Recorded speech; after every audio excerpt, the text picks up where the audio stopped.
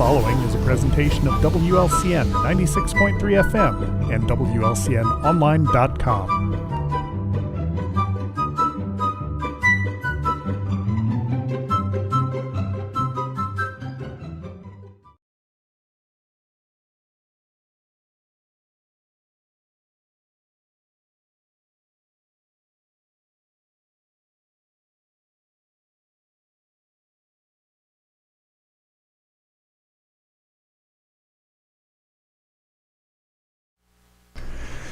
It is 4:02, time for the 4 p.m.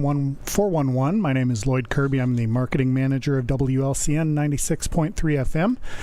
And you can tune in other than 96.3 FM. We are streaming live on YouTube, so you can see our program as it happens or see an archived copy if you're not near a computer device now, or you can listen on the go on your tablet or mobile device through the Mixlr website or app.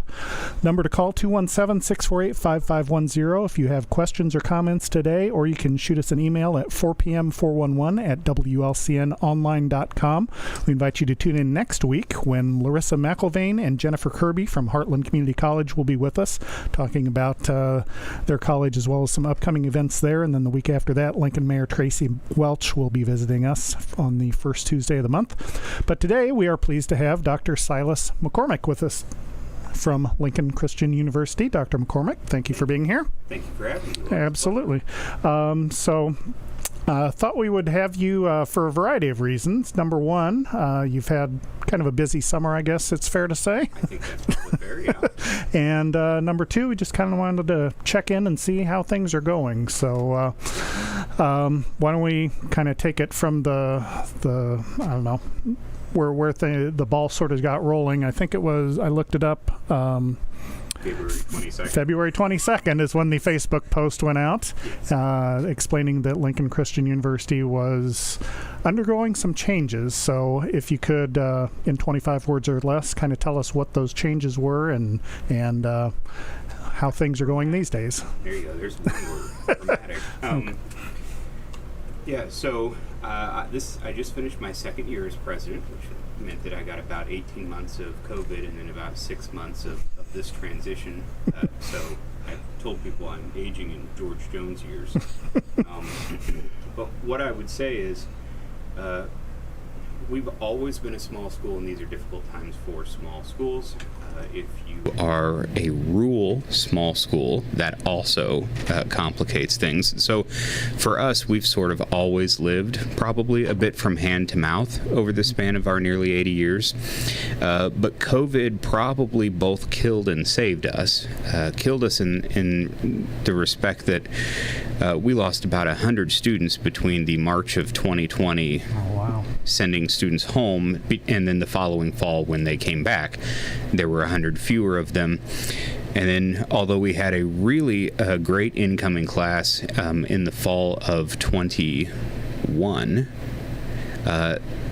by the end of the first week, the governor's mitigations went back into effect, and many of our students were not real into those. Many students weren't. That was true of ours as well. But by the end of that semester, then we lost another 60 between the fall and the spring. And so I think the mitigations were a big part of that. Some of the, frankly, division amongst evangelicals over those kinds of things during that were also probably part of it. And so while I think that was a huge factor in what had made something that was sort of hand to mouth become pretty obviously unsustainable, that 18 months also showed us that we could do a lot of things that we maybe wouldn't have thought we could have done before.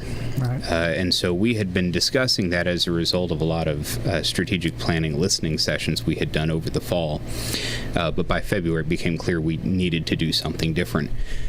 We were in a good position in that we weren't in any trouble with an accrediting body or an auditor or a lender or any of those things that often are sort of the impetus. It was just a realization we needed to do something different. And so what we decided we would do was what we called LCU to you, which is if we're struggling to get more of our students to come to us, let's figure out ways to go to them, which has meant more online. It has meant more of us in our constituent churches offering non-credit things. And so that's sort of where we started February 22nd. I'm pretty sure if you brought me back next year, I could still tell you it was February 22nd.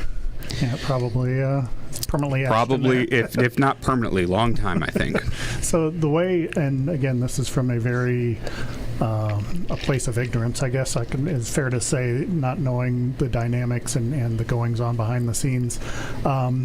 When I read the post on Facebook, the way I sort of took things was the idea of whatever the situation was, whether it is a home or running a business or whatever, you've got so much money coming in and you've got so many expenses to take care of, and if you don't have money coming in or you have less money coming in, then you've got to figure out a way to either maximize what you are spending or maybe cut back on the spending. Is that kind of sort of what happened?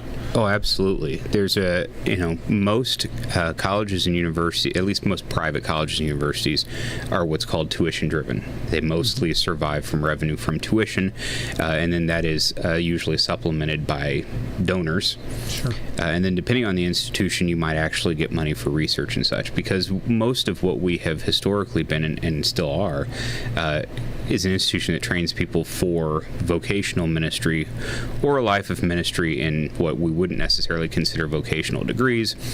There wasn't a lot of research money for us out there. We didn't have students who came for the climbing wall because we didn't have a climbing wall. We didn't have a pool. In fact, that was one of the factors for us, was it was increasingly difficult to compete. Most of the students were coming from high schools and churches both that had much nicer facilities than we did.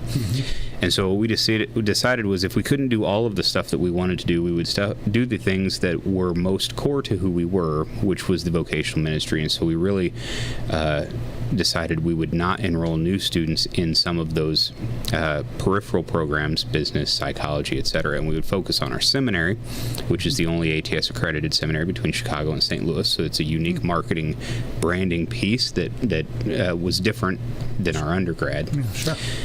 And then, of course, some of the things that were so closely aligned that we could do them. Undergraduate degrees in ministry, Bible, and theology were fairly straightforward if you were already doing graduate degrees. So that's what we did.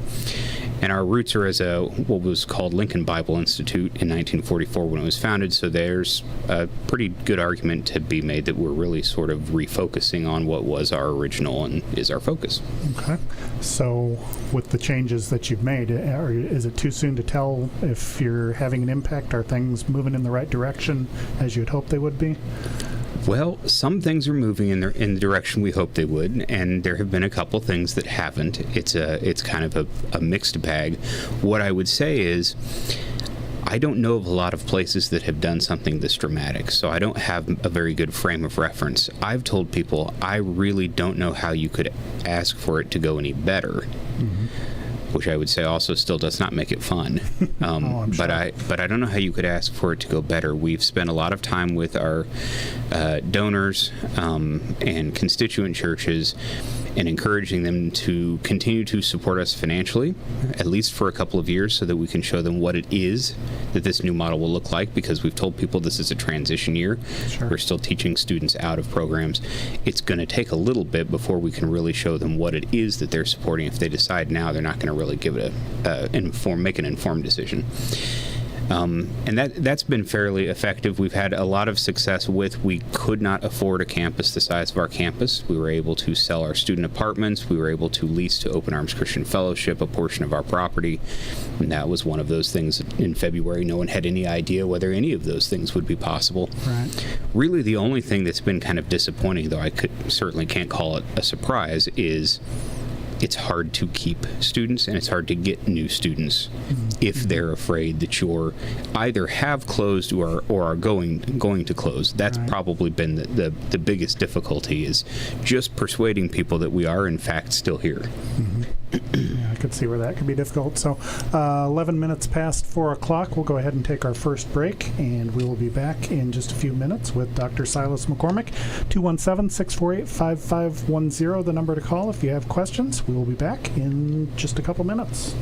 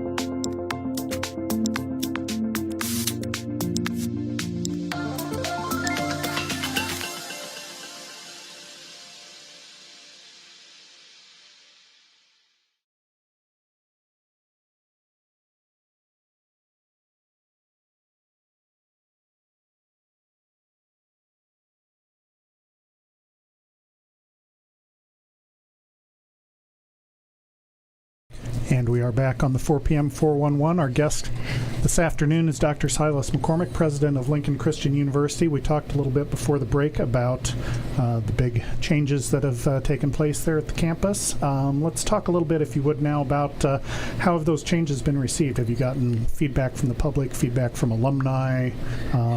Yeah. What have you heard in that regard? Lots of feedback, and of all types. Okay. What I would say is, for the most part, we've been very fortunate that people have received it fairly graciously. I've encountered plenty of people who didn't like it. Most of them were still fairly kind about not liking it.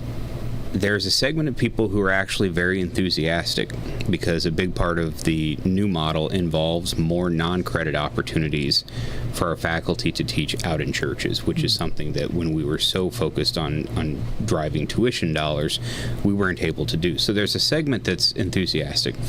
There's a segment who is, of course, pretty deeply grieved. We had a pretty long, as an institution, I think our basketball program started within a couple of years of the founding. Oh, wow. So there are a lot of people out there who have played basketball for LBI and LCC and LCU, and that's gone now. Right.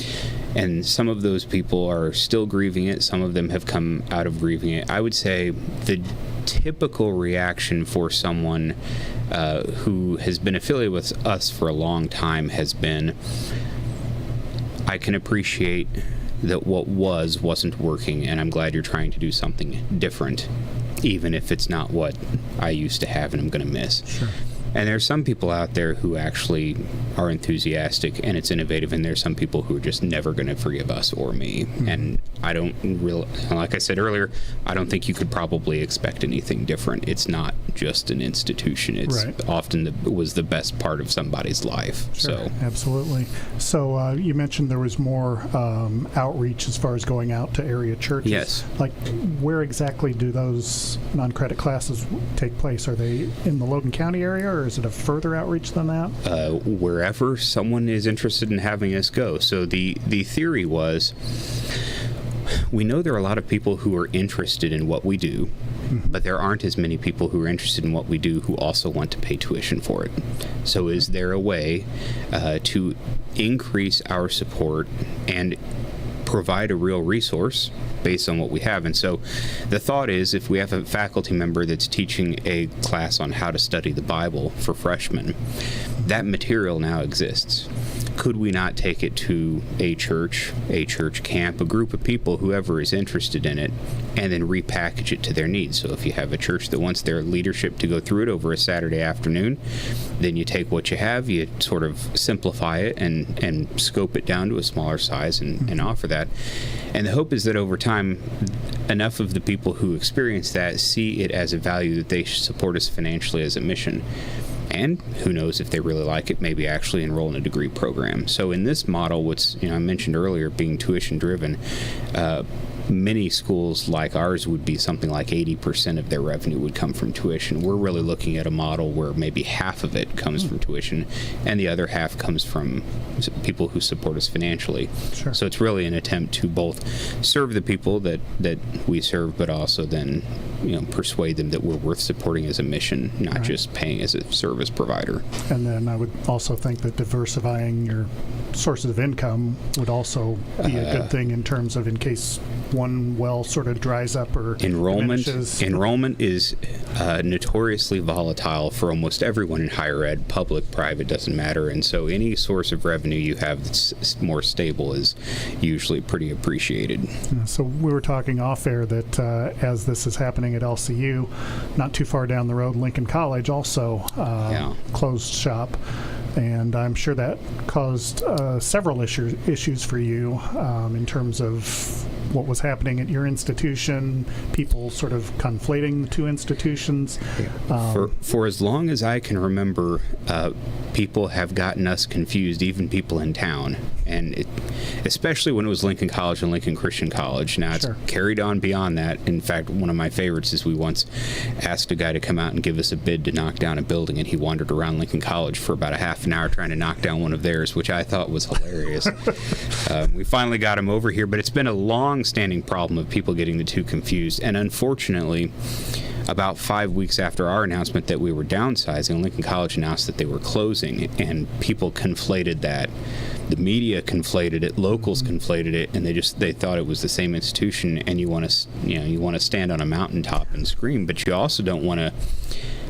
I mean, Lincoln College was closing. It was hard on the community. It was hard. A lot of our people have connections, spouses or children or whatever. Sure. So you also don't want to make a big stink while they're going through such a painful grieving process. And they were also trying to find a larger donor who might save them as well. So we tried to do things that didn't make their pain any worse. We put up some billboards on I-55. I did just about any kind of interview that I could just to remind people that we're still here. So yeah, that was probably the single most unanticipated challenge, and probably the biggest challenge was the sheer number of people who just thought that we had closed or were closing.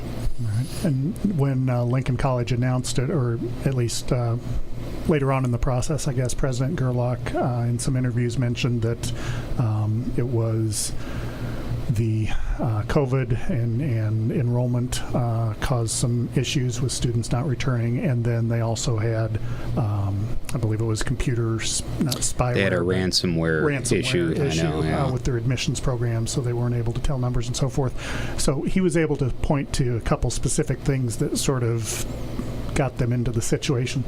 Were you able to do the same thing? Not necessarily those issues, but were there specific things that you can look back on and say, well, we got to this place because of this, this, and this? So here's the thing. Colleges as an organization are a lot like people. If they live long enough, they accumulate quite a list of mistakes. Not all of them appear to be mistakes at the time that you make them.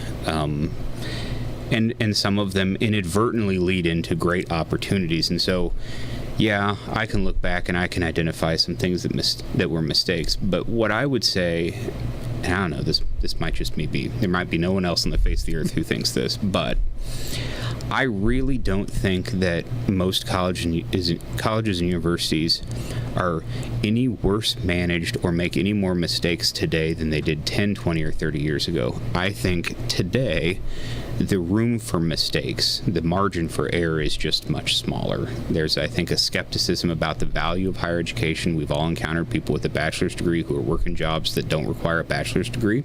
That wasn't true 40 years ago, typically. I think there's skepticism about institutions and authority. Just culturally, we're not sure that we trust somebody with a higher level of education to tell us the truth. I think there are just a whole host of things that, more so than any one particular mistake, I think there just isn't much room for either error or bad luck. And I would say COVID was a pretty serious piece of bad luck for a lot in higher education at a time where there just wasn't a lot of margin for error. We all enjoyed the 2000s. And a lot of us built stuff we shouldn't have built, spent money that we shouldn't have spent, that seemed like a good thing at the time because we were accommodating all of this growth. And then when the growth went away, you still had all of the apparatus and the expense that was associated with it. And it's just unavoidable. It was one of those things that made sense at the time, and then later on, you kind of wish you could have it back. But that's just one. There are lots of them. I really don't think there's any one particular point. I just think there's not much room for bad luck or mistakes anymore for small schools. All right. Our guest is Dr. SIlas McCormick from Lincoln Christian University. 217-648-5510, the number to call if you have a question or a comment. We will be here until 4:30, so let's go ahead and take our second break, and we'll be back in just a couple minutes.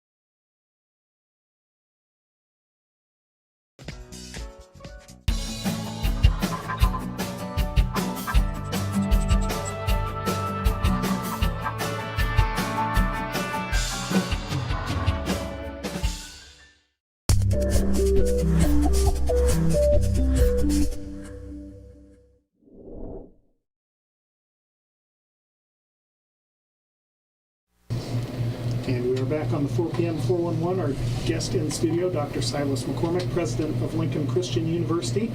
Once again, next week we will have Larissa McElvain and Jennifer Kirby from Heartland Community College, and in 2 weeks, Lincoln Mayor Tracy Welch. But Dr. McCormick, we were talking about some of the factors that led up to the restructuring at LCU. Let's talk about some good things. All right. You mentioned that in talking before we went on the air, you didn't really have any way to kind of gauge how successful the changes are taking. Yeah, identifying useful metrics is pretty challenging. How many students are you going to have on the other side of this? How many of your donors are going to stick with you?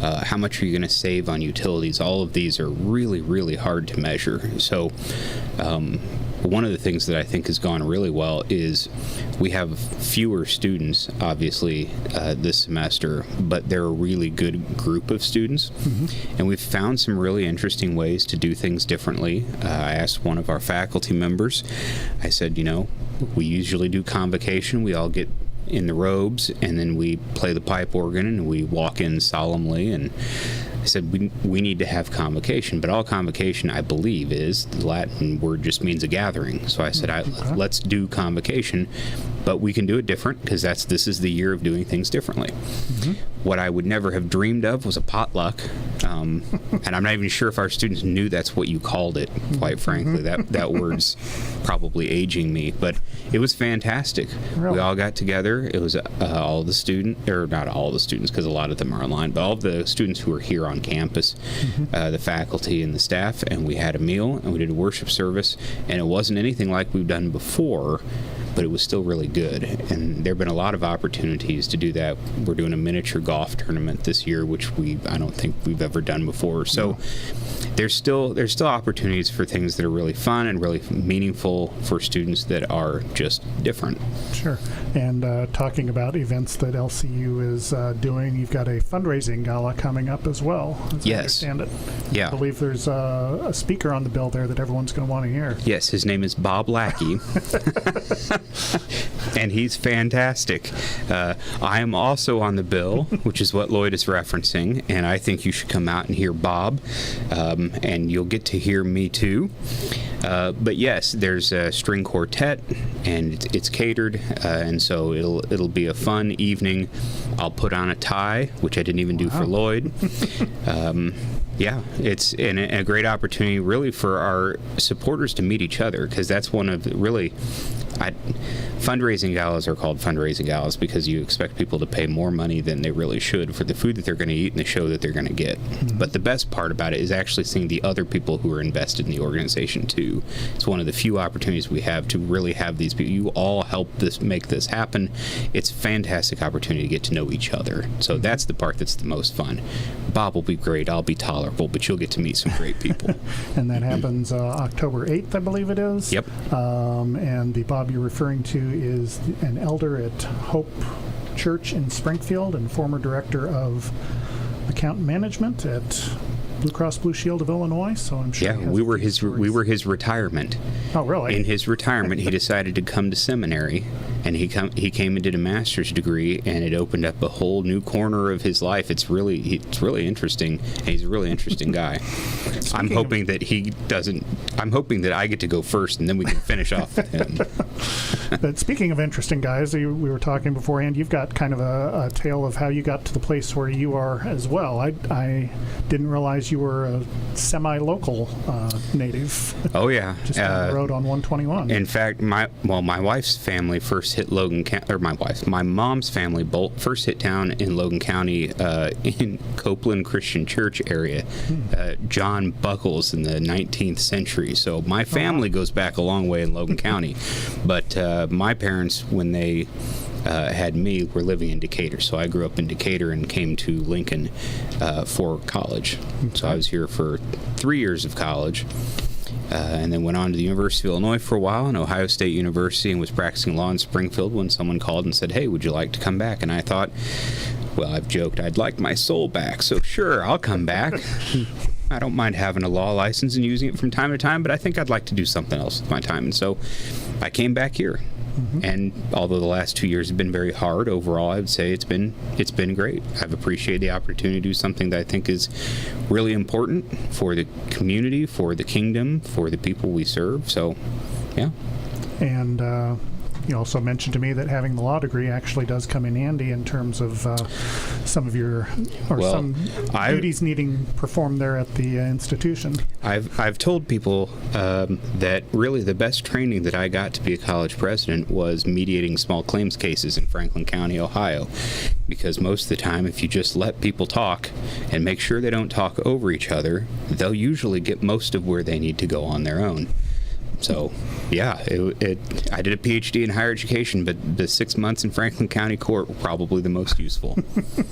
And so, just getting ready to put a bow on things here, what does the future hold for LCU? Are these changes, like we talked about, you don't really have a barometer where you can gauge and say, okay, well, we're doing this well on this particular change or whatever, since it's sort of a whole new world. Are you seeing things that give you optimism for the future? So yes, certainly our alumni and our friends and our donors have reacted very well. I think the real issue for higher education is going to be how much do people value it and how much is higher ed willing to change to accommodate what is most valued. Because we've had the luxury for years now of just giving people what they wanted by building it, buying it, and charging them for it. And it's made the cost pretty expensive, and it's made people kind of skeptical about the value. And so I think there's tremendous hope for people in higher education who are willing to adapt. And the fact that we're willing to adapt, I think, puts us ahead of the curve. Now, the one thing I'm scared of course, is whether people look at that adaptation and they go, well, that's desperation, and we're not sure you're going to be around, so we're going to stand here on the sidelines and watch and see what happens. We need people not to watch and stand on the sidelines, see what happens. We need people to actually help. And so most of the people that we're talking to do, and I think if we can persuade others to as well, we have a pretty bright future ahead of us. All right, very good. So that takes us up just past the 4:30 hour. So our thanks to Dr. SIlas McCormick, president of Lincoln Christian University, for joining us. As I mentioned, next week, Larissa McIlvain and Jennifer Kirby from Heartland Community College. 2 weeks from now, Lincoln Mayor Tracy Welch will make his monthly appearance on the show. Don't forget about LCU's gala coming up on October 8th. If folks want to get tickets for that, is there a number they can call that you know off the top of your head? 217-732-3168 or info@lincolnchristian.edu. All right, very good. So our guest today, as I mentioned, Dr. SIlas McCormick from Lincoln Christian University. Doctor, thank you for being with us, and we'll be back next week on the 4 p.m. 411. Thank you.